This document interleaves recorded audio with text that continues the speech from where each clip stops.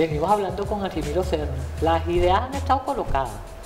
Llegamos a una idea, oye, bien curiosa y bien interesante, tecnología del espíritu.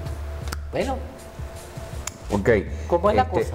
El planteamiento pues es que la cultura silvestre es una lectura que vamos haciendo, cada quien la va haciendo. Y la tecnología del espíritu es la forma como la vamos a hacer. Entonces la propuesta, ¿no? O sea, a lo largo de la historia han habido pensadores de varios tipos. Unos de ellos desarrollan propuestas o interpretaciones. Y otros, como Descartes, o sea, la gran mayoría de los filósofos, ideólogos, etcétera, han hecho propuestas. Otros pensadores, como Descartes, o Kant, o Husserl, han pensado en el método de pensar, valga la redundancia. Ajá. Entonces, para entender la tecnología del espíritu no es malo pasearse por los 6 o 7 métodos, para mí son 7, que existen en la historia del pensamiento. Oye, sí, vamos a pasearnos. Eso, rapidito, podemos decir que primero fue el diálogo. El diálogo. Sí, como método de pensamiento para llegar a una verdad pública, primero fue el diálogo. Ese diálogo seguramente no empezó con Platón. Ese diálogo ya se venía practicando. ¿Empezó con Platón? No, empezó a escribirse con Platón. Ajá. Pero es obvio, es fenomenológicamente obvio que no empezó con Platón. Antes de eso habían discusiones, conversaciones y acuerdos, seguramente con intervención de los dioses como cualidades para el discurso, pero se habían resuelto sistemas de riego, ya se había inventado la escritura, porque si no él no podía escribir, ya se tenía rato resolviendo muchas más cosas que lo instrumental en la cultura. ¿Bien? Eso cuando empiezan los diálogos. Ese es el primer método establecido.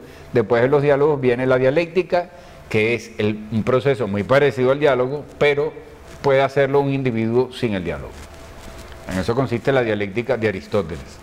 Entonces tenemos el dialecto o dialéctica de el señor Platón y Sócrates, que consiste en diálogo. Luego está la dialéctica, que va a ser ese método independiente del diálogo. Lo puede desarrollar una sola persona, bueno, basado en diálogos que ha tenido o en información que va descubriendo. Y entonces va a ser la dialéctica. Pero ¿cuál es la diferencia exactamente? El diálogo porque está El diálogo porque es entre varios y yo lo registro y él ofrece una conclusión. Y la dialéctica la puedo hacer yo solito aquí.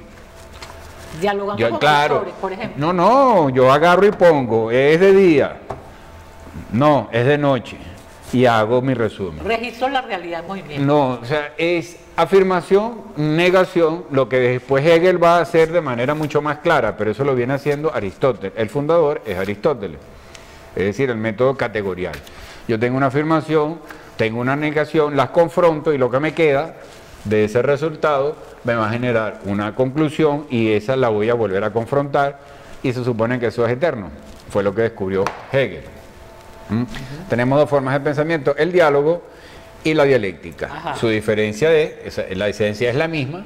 Yo voy a contraponer y a contrastar y a dudar para que se ofrezca un resultado, solo que en el diálogo de Platón son varias personas registradas por escrito. Ajá. Y en el caso de Aristóteles es simplemente afirmación, negación y conclusión en categorial. O sea, yo me defino respecto a todo lo que no soy. Puedo resolver así. Okay. ¿Ves? Ajá. O sea, yo soy algo porque no soy esto o no soy aquello. Esa es la dialéctica. Okay. Luego va a venir Kant. Con la propuesta aparece la nociología o teoría del conocimiento. Y Kant es el que va a decir, bueno, mira, la afirmación y la negación dependen de tu punto de vista. O sea, el objeto, yo no puedo hacerle una sola afirmación y una sola negación, o puedo hacerle varias, o sea, puedo hacerle una sola, pero puedo variar el punto de vista en el cual pudiéramos decir de manera muy gráfica que hay un punto de vista aquí en el que yo a lo mejor no veo el rojo. Mi afirmación y mi negación va a tener una información por fuera. Lo mismo pasa con la luna. Si la vemos desde atrás, gracias a este telescopio que pusieron, resulta que son muy diferentes las dos caras, producto probablemente de la misma atracción de la Tierra. Entonces tenemos una parte que se oculta y otra que no. Y eso se divide en fenómenos y noumenos, según Kant. Palabras complicadas, estamos hablando simplemente de lo que se nos muestra y lo que se nos oculta de cualquier objeto. Ajá. Por ejemplo, sabemos que de cualquier objeto se nos ocultan los átomos. Tenemos que investigarlos por vía de ciertos métodos y mecanismos, ¿no? Okay. Después del Kant, sí, tenemos hasta ahora 3. Ajá. Luego viene el cuarto, que es el señor Edmund Husserl. Husserl. Sí, Husserl. Husserl. Que es el que va a plantear la fenomenología, ¿no? Claro, disculpa que me salté uno, que es Descartes, que es quien va a hablar de la deducción como forma de conocer la realidad independiente de nuestras emociones, sensaciones, de todo lo que puede hacerlo falso. Uno tiene que saber, antes de andar acusando a Descartes, que es un pensador extraordinario, como racionalista o como cualquier cosa, que él no inventa la ciencia. Él buscaba inventar la geometría analítica, es decir, visualizar en un plano procesos para entenderlos mejor, porque de lo contrario podría seguir existiendo una institución como la Inquisición que lo andaba buscando para matarlo. Ok, vamos a tratar que nos dé tiempo de decirlos todos al mismo. Eso, ok, chévere. Entonces ya tenemos 4. Ajá. Sócrates y Platón, ¿no? Sócrates o Platón, Aristóteles, Descartes, Kant, y vamos con el señor Edmund Husserl, que plantea la fenomenología, que es de alguna manera un resumen de todos estos otros. Okay. Ese viene siendo el quinto. Y el último es el del señor Wittgenstein, que se basa en la lectura del discurso.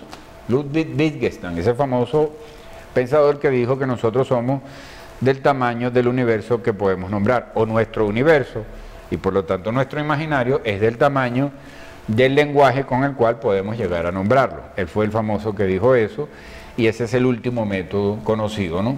Hay otro que es el del señor Hume, que es el método empirista. En total son 7. Ajá. Eso es así para la academia, 7 métodos. Podemos elegir entre ellos y eventualmente aventurarnos a crear nuevos. Pero en principio con esos 7 ya tenemos bastante para elegir. Y es notable que nos conformamos con la dialéctica. Todavía. Pero todo esto como muy europeo, ¿no? Todo eso entra ya dentro del plano de la abstracción, pero eso es universal. En realidad, cuando nosotros vamos a estudiar la actitud de los indios silvícolas de Venezuela, la fenomenología funciona. Sin sesgo, porque se basa en eliminar dentro de lo posible todo sesgo a la hora de visualizar un fenómeno. Esa es la propuesta fenomenológica del señor Husserl, que es el penúltimo método. Y tú estás ubicado ahí, en esa propuesta. En aplicar la fenomenología, porque me pareció que no queda de otra, ¿no? Ajá. O sea, ya el tiempo el agua nos llegó al huerguero, como dice en cuanto a todo. O sea, la sociedad está cambiando permanentemente y nos cuentan mucho los espacios para reflexionar y generar identidades estables. Esos espacios nos cuestan mucho. Vivimos acosados por una gran cantidad de información, por la invitación, la necesidad, o sea, el goce se nos ofrece de una determinada manera y generalmente es caro. Con conocimiento podemos ir aplicando la fenomenología a la vida cotidiana e ir haciendo reducciones, como esas muy conocidas por la gente que estudia fenomenología. Reducciones, reduzco la realidad, reduzco las opciones entre lo que es pues el epogé y podríamos decir y ya la hago manejable la información. Dime y busco espacios para que se geste, ¿no? Okay. Pero generalmente durante esos espacios, disculpa, tenemos esa presión de que, oye, estoy perdiendo un negocio, estoy perdiendo, como decimos en Venezuela, un culo o cualquier cosa. O sea, entonces te cuesta gestar una identidad, vives detrás de algo, vivimos detrás de algo para identificarnos y poder decir al día siguiente, bueno, sí me acosté con esa mujer, sí logré tanto dinero, no sé bien para qué, no sé bien en qué momento voy a poderme sentar a ver las series de Netflix y analizarlas, etcétera, pero tengo Netflix y así, ¿no? O sea, y logro identificarme dentro de un estatus, pero frecuentemente no tengo tiempo ni siquiera de gozarlo, ¿no? De disfrutar todas las posibilidades que ese estatus tiene. Entonces, ¿qué es lo que tú, fíjate, que recomiendas? O sea, no sé si recomiendo, pero simplemente lo ponemos pues de relieve para que la gente que le gusta pensar, que todo el mundo piensa y resuelve, pero ¿cómo nos ubicamos, ¿no? en eso que tú estás llamando métodos para pensar? Entonces, si es así, como alguien que sabe que tiene que pensar, por lo menos ya está ahí, ya sabe que hay que resolver, pasa por pensar pues, también. ¿Qué se le dice para pensar fenomenológicamente? Que se ubique, que se lea en el contexto. Es una cosa que a mí se me ocurre. Está bien comprendido si yo digo, si yo me leo en el contexto, que es un poco también lo que aportamos del CEPAP. La palabra contexto es muy importante porque estamos en esa complejidad y eso se casa con lo que dice Morán también. Entonces podría entenderse como que yo me leo en esa complejidad. Por supuesto, lo dijimos desde un principio. O sea, yo leo en mi discurso, identifico y leo el contexto y luego yo escribo y veo en qué medida mi discurso, escribo, me veo en video o hablo con gente, pero trato de buscar la forma de aplicarle un método a la lectura de mí para ver qué detalles salen que escapan a mi intuición, que es perfectamente respetable. O sea, es mentira que no pensamos. Cualquier persona puede enseñarle, eso lo dice Husserl, pensar colectivo, o sea, así se resuelve el problema de Hume, para hablar en términos complejos. Pero en términos quizá un poco menos complejos, es muy simple. Vivir en la incertidumbre, como suele decir mucho Edgar Morin promoviendo, es todo un problema. Vivir en la incertidumbre tiene que ver con no sé quién soy, durante un lapso. Y son periodos de tensión de la identidad en el que yo estoy adquiriendo nueva información y si no tienes un método puede ser lamentablemente influenciado. Okay. Vamos a parar aquí porque hay que hacer la pausa. Eso, sí. Y quisiera, creo que hay una palabra que es naturaleza, ¿no? Que también está como muy importante, ¿no? En tu Con la palabra naturaleza parece quisiera, algo. porque hay que hacer la pausa, leer esto, que es del elogio al hombre ordinario.